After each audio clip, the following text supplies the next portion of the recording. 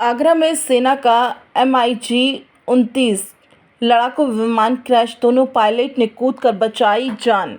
आगरा में सेना का MiG-29 लड़ाकू विमान क्रैश हो गया। जमीन पर गिरते ही विमान में आग लग गई।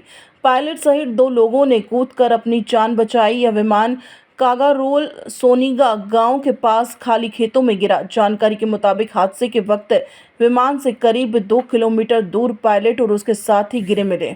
जानकारी के मुताबिक विमान के जमीन पर गिरने के बाद उसमें आग लग गई। हालांकि अभी तक यह साफ नहीं हो पाया कि यह हादसा कैसे हुआ। क्या विमान में कोई तकनीकी खराबी थी या फिर हादसे के पीछे कोई और वजह थी। विमान ने पंजाब के आदमपुर से उड़ान भरी थी और अभ्यास के लिए आगरा जा रहा था, तभी यह हादसा हुआ। रक्षा अधिकारी ने कहा कि घटना के कोर्ट ऑफ इंक्वायरी के आदेश दिए जाएंगे।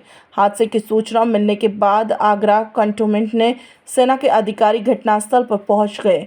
आग लगने की वजह से विमान पूरी तरह से जलकर खाक हो गया। कई मौकों पर MiG-29 विमान भारत के लिए भरोसेमंद भी साबित हुआ है। इन लड़ाकू विमानों को औपचारिक रूप से 1987 में भारतीय सेना में शामिल किया गया था। साल 2022 तक भारत में करीब 115 MiG-29 विमान सेवा में थे।